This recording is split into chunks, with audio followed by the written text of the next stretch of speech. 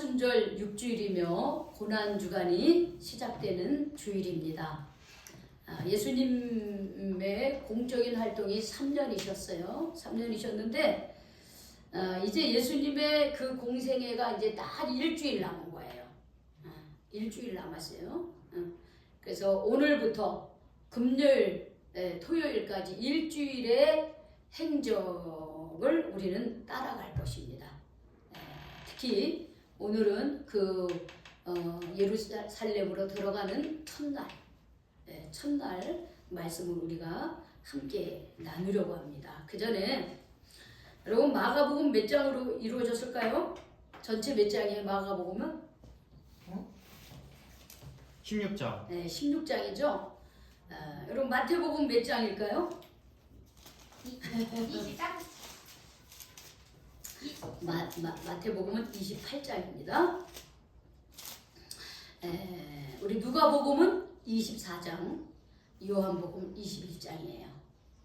그런데 우리 마가복음은 전체 16장인데 예수님의 일주일 행적이 바로 11장부터 시작이 돼요. 그러니까 예수님의 일주일 예루살렘에서 일주일 그 활동이 이 16장 전체에서 6장을 할애할 만큼 기록을 하고 있습니다. 마태복음은 28장 중에 8장을 예수님의 일주일 행적을 기록하고 있어요.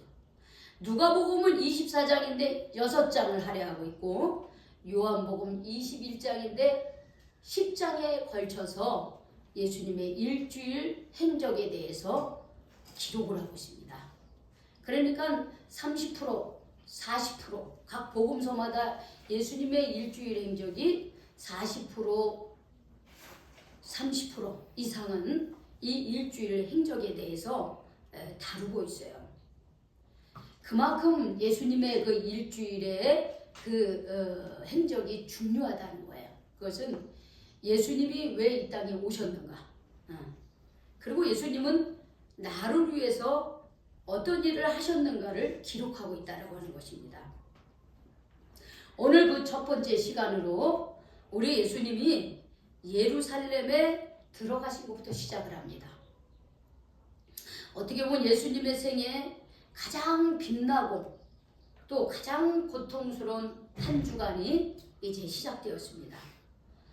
그런데 예수님께서 예루살렘에 들어가실 때에 예수님께서 하신 행동이 있습니다. 우리 1절을 보면 같이 읽어볼까요? 시작! 그들이 예루살렘에 가까이 와서 감람산 벳바게와 베다니에 이르렀을 때에 예수께서 제자 중 둘을 보내시며 그랬어요. 제가 그 성지순례를 가보니까 자, 지금 내가 서 있는 여기가 겟세마네 동산 감람산이에요. 이렇게 감람산이라고 한다면 여기 앞에는 뭐냐면 이렇게 골짜기가 있어요.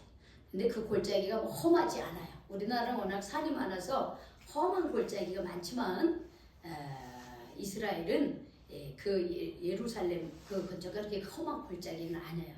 우리나라에 비하면 어쨌든 이렇게 골짜기가 있어요. 그걸 뭐 흰놈의 골짜기 뭐 무슨 골짜기 이렇게 얘기합니다. 근데 우리나라처럼 아주 깊은 계곡은 아니에요. 그냥 살짝 언덕이 졌다 이렇게 생각을 하면 돼요. 그래서 여기 골짜기가 있고 저기 그 골짜기를 지나서 앞에 평지들이 쭉 있어요. 그러니까 이게 뭐냐면 예루살렘 저쪽에서 여기를 보면 여기는 언덕이야. 한 100m 정도가 여기가 높아요. 그러니까는 보통 성지순례 하는 사람들이 저기 그 광야를 지나서 여리고를 지나서 베다니와 벳바게 감람산을 도착하는 거예요. 감람산을 도착하면 저쪽 이게 넓은 평지에 예루살렘 도시가 있고 예루살렘 성전이 있는 거예요. 그러니까 예수님도 갈릴리에서 저기 사마리아로 해서 여리고를 지나서 지금 베다니와 벳바게라고 하는 이 감람산 근처에 온 거예요.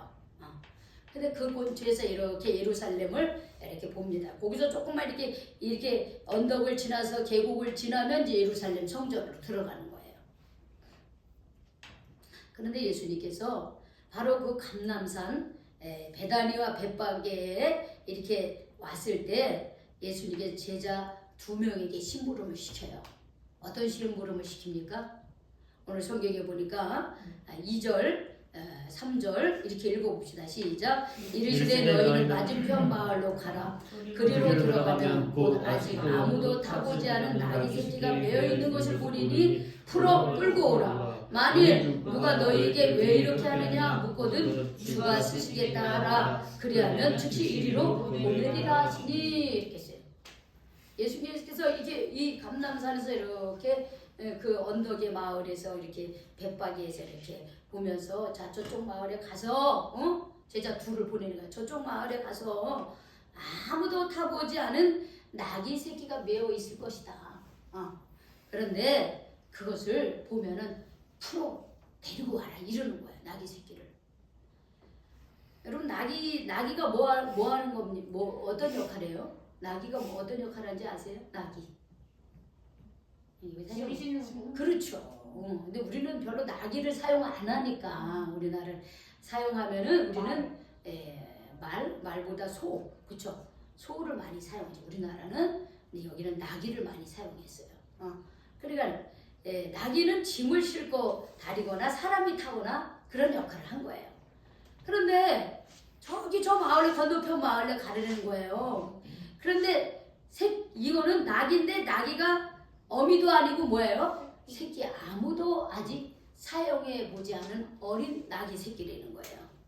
근데 그게 매여 있는 거예요. 그걸 보면 풀어서 매여 있는 그 어린 나귀 새끼를 풀어서 데리고 와라, 끌고 와라 그래, 끌고 와라.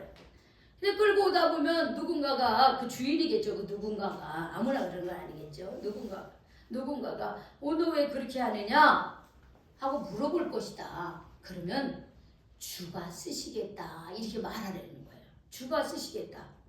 그러하면 즉시 이리로 보낼 것이다 이렇게 말씀하시는 거예요. 그렇죠. 예수님이 뭐 거기 가보지도 않았을 텐데 예수님이 그렇게 얘기하는 거예요. 그런데 진짜 제자들이 어떻게 해요? 제자들이 그냥 예수님이 시키니까 하는 거예요. 순종하는 거예요. 거기 누구지도 뭐 어떻게 한다고 뭐 그러세요. 이렇게 질문 안 해요. 그래요? 주님이 말씀하시면 제가 가겠습니다. 그래 제자 2명이 정말 예수님이 가리킨 그 건너편 마을로 갑니다. 그래서 가다 보니까 나귀 새끼가 문 앞 거리에 길가에 이렇게 그 문 앞에 이렇게 매여 있는 거예요. 근데 그것을 풀어요. 그것을 풉니다. 그랬더니 거기 있는 사람 중에 어떤 사람이 여보 나귀 새끼를 풀어 뭘 하려고 하느냐. 그러니까 제자들이 예수님께서 말씀하신 대로 얘기하는 거예요. 주가 쓰시겠다. 주가 쓰시겠다. 그러니까 사람들이 아무 소리 안 하고 허락을 합니다. 오늘 우리가 여기서 주님이 어떤 주님인지 우리가 분명히 아셔야 돼요. 우리 주님은요 만왕의 왕이시고 이 세상 우주 만물을 만드시고 우리의 마음도 다 헤아리시고 우리의 그 마음의 중심을 지금도 다 보고 계시는 주님이에요. 그 주님이 그냥 단순히 인간으로만 이렇게 연약한 인간으로만 계시는 게 아니에요. 다 지금 알고 계셔요. 다 우리의 마음을 아셔요. 그러니까 저쪽 마을에 어린 나귀 새끼가 어디에 매여 있는 걸 알고 주가 쓰시겠다고 하면 아무 소리 안 하고 줄 것이다. 데리고 와라 이렇게 얘기해요. 이건 예수님의 초자연적인 권능을 말하는 겁니다. 그럼 우리가 예수를 믿으면서 신앙생활하면서 우리가 믿는 예수님이 이런 초자연적인 권세와 능력이 있음을 여러분들 믿고 있습니까? 그 예수님이 내 삶을 인도하시고 나와 함께 하심을 믿으며 살 때에 우리는 두려워할 것이 없는 거예요. 무서워할 게 없는 거예요. 왜? 그 주님이 이 세상의 만물의 주님이 나와 함께 하신데 뭐가 두렵습니까? 그 주님이 내 안에 안 계시니까 맨날 두렵죠. 그 주님이 나와 함께 하는 것을 믿지 못하는 게 맨날 염려하죠. 주님이 나와 함께 하시는데. 주님은 이런 주님. 우리가 예수를 믿을 때요. 그냥 시시하게 겨우 주일이나 참석하는 것으로 내가 예수 잘 믿는다고 착각하지 마세요. 내가 교회에 나와 주는다고 생각하지 마세요. 여러분 나와 주는 게 아니에요. 교회 여러분들이 나오기 때문에 보호받는 거예요. 여러분들 교회에 발걸음을 끊는 순간 그때부터 나는 죄된 육으로만 사는 거예요. 어리석은 나는 잘났다고 생각하는데 어리석은 나로 사는 거예요. 죄된 나로 사는 거예요. 우리가 교회에 나오는 걸 특히 이제 작은 교회에 나오는 사람들은 그런 착각을 해. 내가 교회 나와주는 거예요. 나와주지 마세요. 여러분이 나오세요. 나와서 하나님께 회개하고 하나님의 은혜를 받으세요. 나와주면은 그거는 착각이에요. 나와주는 거 잘못된 거예요. 나와주는 것이 아니라 나와서 하나님 앞에 무릎을 꿇고 마음에 무릎을 꿇고 내 죄를 회개하고 하나님 앞에 바로 서야 되는 거예요. 그런 시간이 없으면 여기 교회 나오는 것이 의미가 없습니다. 내가 주님 앞에 와서 내가 그동안 살아왔던 삶에 대해서 회개하고 하나님 말씀대로 살지 않은 것에 대해서 정말 이 마태 세리처럼 눈물을 흘리면서 그런 삶의 자세가 있어야 되는 거예요. 그런 삶의 자세는 없고 내가 이 교회에 나와준다 이렇게 큰 착각입니다. 나와주는 거 아니에요? 나와주는 사람은 교회가 하나의 악세사리야. 나 어느 교회 다녀. 악세사리야. 악세사리는 나에게 어떤 영향을 줍니까? 아니요. 악세사리는 하나의 도구예요. 내가 필요할 때 쓰는 도구야.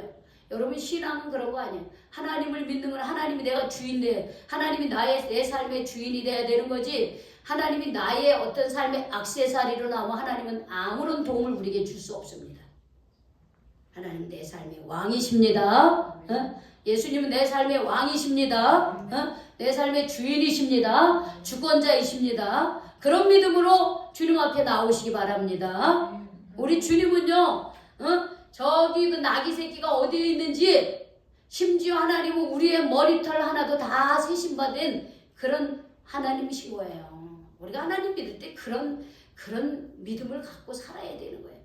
그래야지 작은 교회를 다녀도 내세울 게 없어도 하나님이 나와 함께 하시는 분은요 당당한 거예요. 아무리 큰 교회 다니고요 큰 교회 목회를 하죠 그 마음이 진정으로 하나님이 없는 사람은요 아무것도 아니에요. 그런 것들은요 오늘 오다 보니까 바람이 엄청 세더라고요. 바람 한 번만 씩 날아가면 다 부서져요. 우리 인생에 험한 풍파가 한번 딱 치면요 그냥 그날 쓰러지는 거예요. 우리 인생이 뭐 대단한 줄 아세요? 우리 권사님 인생이 대단합니까? 별거 아니죠? 나이 들으니까 여기 올라오다가 쓰러지잖아. 그죠? 아무것도 아니에요. 근데 젊었을 땐 자기가 뭐 대단한 줄 알아. 아무것도 아니면서. 우리가 보면 아무것도 없어. 그런데 우리 그런 옛말에 있지. 빈 깡통이 더 소리가 난다고. 빈 깡통이 더 소리가 나요. 잘나요. 잘난 것 같아. 아무것도 아니에요. 하나님께서 바람 한번 인생의 바람 내가 잘못한 것에 대해서 하나님이 한번 심판하시기 시작하면요 아무것도 없어요. 다 심판 아래서 그냥 다 쓰러지고 말아요. 그래서 우리는 겸손하게 믿음으로 주님 앞에 서야 되는 거예요. 주님 앞에 서야 됩니다. 우리 주님께서 그렇게 그 어린 나귀를 데리고 오라고 하십니다.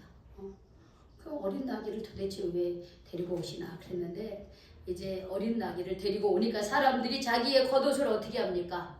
자기의 겉옷을 그 나귀에다가 이렇게 펴요. 겉옷을 펴. 그리고 다른 사람들은 어떻게 해요?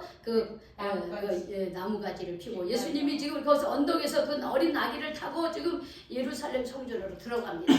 들어갔더니 어떻게 해? 많은 사람들이 막 앞에서 뒤에서 막 나무가지를 흔들면서 손을 흔들면서 호산나 다윗의 자손이여 찬송하리로다 주의 이름으로 오시는 환영을 합니다. 왜? 예수님께서 자기네들을 구원하기 위해서 이 땅에 오셨어요. 근데 그들이 생각하는 호산나 찬송하리로다 라고 구원한 그 목적은 뭐냐면 지금 로마 제국으로부터 예수님께서 우리의 구원자가 되어서 이 로마라고 하는 나라로부터 우리를 독립시켜 줄 것을 그들은 기대를 하는 거예요. 그래서 호산나 우리의 구원자 그렇게 생각하는 거예요. 그래서 수많은 사람들이 막 예수님을 막 그냥 환영을 합니다. 그런데 이들이 나중에는 어떻게 할까요? 나중에 어떻게 예수님을 환호하던 이 사람들이 나중에는 어떻게 할까요? 어떻게 했어요? 배신했죠. 배신해서 어떻게 배신했어요? 하나님 무시하고 십자가에 못 박아놓은 배신자들이 되는 거예요. 그럼 왜 이들이 배신자가 됐을까요? 왜 이들이 배신자가 됐을까요? 그렇게 예수님을 대환영하던 이 사람들이 왜 나중에는 예수를 십자가에 못 박으라는 배신자가들이 됐을까요? 왜 그랬을까요? 사탄? 예수님은 그들의 예수를 믿는 목적이 잘못됐기 때문에 그런 거예요. 그들이 예수님을 구원자로 믿는 게 잘못됐기 때문에 그들이 예수님을 바라본 것은 그들은 다윗의 후손으로서 메시아가 나타나서 로마 제국으로부터 자기들을 구원해 줄 거라는 그런 구원자, 정치적인 메시아, 정치적인 구원자를 원했어요. 그러나 예수님은 정치적인 구원자로 이 땅에 온 것이 아니라 우리 한 인간 한 사람 한 사람이 하나님 앞에서 구원받는 우리의 영혼이 구원받고 우리의 삶이 구원받는 그러한 영혼의 구원자로 이 땅에 오셨기 때문에 그들이 원하는 정치적인 구원자가 되지 못했어요. 그렇게 예수님이 오시면서 눈등병자도 고치고 안진병이도 고치고 그리고 눈먼자도 고쳐줘서 야 이분이야말로 다윗의 후손으로서 우리를 정치적으로 구원해 줄 거라고 그런 기대를 가졌는데 예수님이 그렇게 안 해주신 거야. 우리의 영혼에 대해서 얘기하고 우리가 하나님 앞에 바로 서기를 바라는 그런 마음이 돼. 영혼의 구원자 얘기를 하니까 자기네들이 예수를 따른 것은 그것 때문에 했는데 예수님 딴 얘기 하시네. 그러니까 예수님을 십자가에 못 박으라고 그렇게 예수님을 배신했습니다. 우리도 마찬가지예요. 신앙생활하면서 우리가 신앙생활하는 목적이 우리가 정말 하나님 앞에서 내가 바로 서고 내가 하나님의 자녀로 거듭나고 여기에 초점이 맞춰지지 않고 내가 교회를 다니면서 다른 목적을 가지고 있다면 언젠가는 반드시 배신을 합니다. 왜? 나 교회 다닐 때 내 목적대로 안 이루어지네? 이 교회 뭐 다니나 마나 소용없네. 그렇죠. 그럼 배신하는 거예요. 유다가 왜 예수님을 배신했습니까? 유다가 왜 예수님의 신임을 그렇게 많이 받았음에도 불구하고 왜 예수님을 팔아버렸을까요? 우리가 성경 읽었잖아요. 그렇죠? 자기가 원하는 자기가 원하는 대로 그 사람도 정치적인 메시아를 원했던 거예요. 예수님. 근데 예수님이 그렇게 안 하셨거든.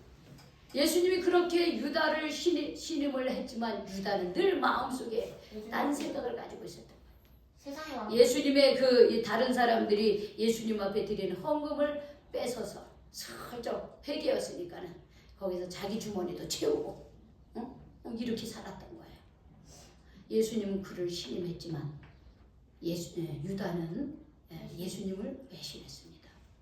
그러니까 우리가요 신앙생활하는데 제대로 우리가 예수를 제대로 믿지 않으면 예수님 배신하는 자리에 설 수밖에 없어요. 유다만 그런 게 아니라 이스라엘 백성만 그런 게 아니라 바로 오늘 이 시대를 살아가는 우리도 마찬가지예요. 믿음 가운데 서지 않으면 언제든지 우리는 내 목적이 이루어지지 않으면 교회를 떠나고 예수님을 부인할 수밖에 없다라고 하는 거예요. 저는 여기 있는 모든 분들이 정말 예수님을 만나시길 바랍니다. 아멘. 하나님과의 관계를 돈독히 해서 정말 하나님의 자녀로 바로 서시기 바랍니다. 아멘. 자 여기서 마지막으로 그 예수님이 어린 낙이 새끼를 타고 가셨습니다. 여러분 왜 예수님이 이 어린 낙이 새끼를 타고 가셨을까요? 이 어린 낙이 새끼를 타고 이 예루살렘에 들어간다고 하는 것은 그것은 이미 구약 성경 그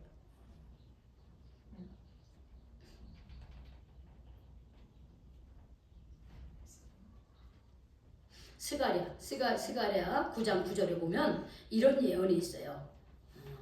벌써 500년 전에 그러니까 지금으로부터 2005년 예수님 당시에 벌써 500년 전에 스가랴서 9장 9절에 이런 말씀이 있습니다. 시온에 따라 크게 기뻐할지어다 예루살렘에 따라 즐거이 부를지어다 보라 내 왕이 내게 임하리니 그는 공의로우시며 구원을 베풀며 겸손하셔 나귀를 타나니 나귀의 작은 것 곧 나귀 새끼니라 그랬습니다. 이스라엘의 구원자가 임할 때의 모습이 뭐냐면 나귀 새끼를 타고 이 땅에 오신다는 거예요. 그래서 예수님께서 나귀 새끼를 타고 예루살렘에 들어가신 거예요. 나귀 새끼를 타고 예루살렘에 가셔서 예수님은 6월절에 어린 양처럼 십자가에 못 박혀 죽으셨다라고 하는 것이에요. 이 나귀 새끼가 의미하는 것은 겸손이에요. 나귀 새끼가 의미하는 건 평화입니다. 보통 왕들은 전쟁터에 나갈 때 나귀를 타고 가는 게 아니라 뭘 타고 갑니까? 말을 타고 가는 거예요. 말은 전쟁을 의미하는 겁니다. 그러나 나귀는 평화를 상징하는 겁니다. 그리고 겸손을 상징해요. 그러니까 이 땅에 메시아로 오시는 분은 힘있고 권력있고 세상의 권력 그렇게 오시는 분이 아니에요. 겸손하고 평화의 그런 자세로 오시는 분이에요. 예수님은 그런 분으로 오신 거예요. 그래서 예수님이 나귀를 타고 간 것은 구약의 언약을 이루신 것이고 동시에 예수님은 이 땅에 그런 정치적인 구원자가 아니라 우리의 영혼을 구원하시기 위해서 이 땅에 오신 평화의 왕, 겸손의 왕으로 이 땅에 오셨다고 하는 거예요. 그런데 예수님이 바로 이 겸손의 왕, 평화의 왕이 되기 위해서 이 예루살렘으로 나귀 새끼를 타고 가신 거예요. 그러니까 예수님께서 예루살렘으로 가신 것은 꽃길이 아닌 거예요. 그 마지막 길에는 뭐가 있는 거예요? 죽음. 그렇죠. 십자가의 죽음이 있는 거예요. 십자가의 죽음이 있는 것을 예수님 너무나 잘 아셔요. 예수님께서 이 예루살렘에 가신 지 몇 번 되지만은 이게 마지막이에요. 예수님께서는 이 6월절 때 예수님께서는 십자가에 못 박히신 마치 어린 양이 이스라엘 백성들을 구원하기 위해서 우리가 구약에 보면 이집트에서 해방되어질 때 마지막 재앙이 뭐였습니까? 심판. 마지막 재앙. 불의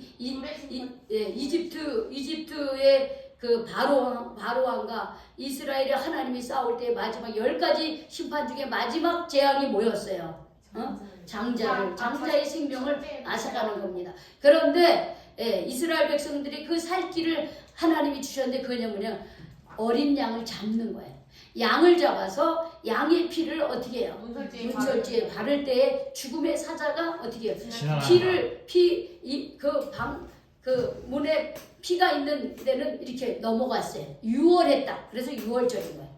그런 것처럼 마치 구약의 어린 양이 그렇게 피를 흘린 것처럼 신약에 와서 예수님께서 어떻게 해요? 우리 인간의 죄를 대신하여 그 십자가의 피를 흘리기 위해서 6월절에 어린 양과 같이 되기 위해서 이 지금 예루살렘을 향해서 가고 있다는 것이. 그런데 그때 갈 때 예수님은 겸손의 왕, 평화의 왕, 나귀 새끼를 타고 가셨다라고 하는 겁니다. 그래서 주님이 가신 길은 십자가의 길이었어요. 고난의 길이었어요. 물론 그게 끝은 아니지만은 그 길을 향해서 주님이 가십니다. 근데 가실 때 무엇을 타고 가셨다? 나귀 새끼를 타고 가셨다는 거예요. 나귀 새끼. 어린 나귀 새끼. 어린 나귀 새끼를 타고 갈 때 우리 주님은 그 나귀 새끼를 통해서 그런 겸손을 보여주셨습니다. 우리가 지금 사순절 6주를 보내고 있고요. 그리고 우리가 이번 주일이 고난주일이고 돌아오는 주일은 부활절입니다. 우리 주님이 가시는 길에 그 십자가의 길에 나귀 새끼가 쓰임을 받았습니다. 힘없는 나귀 새끼가 쓰임을 받았어요. 근데 그 힘없는 나귀 새끼를 풀어올 때 이렇게 말씀하셨습니다. 주가 쓰시겠다 그래. 주가 쓰시겠다 그랬습니다. 우리도 하나님 나라를 이루어가는 길에 우리 주님께서 내가 좀 널 써야 되겠다. 누구야? 너가 좀 나와 함께 가자. 이렇게 물으실 때에 우리 여기 계신 분들은 주님이 쓰시겠다 할 때 우리는 어떻게 하시겠습니까? 아니요. 좀 더 있을게요. 주님이 쓰시겠다고 해서 당장 죽는 건 아니에요.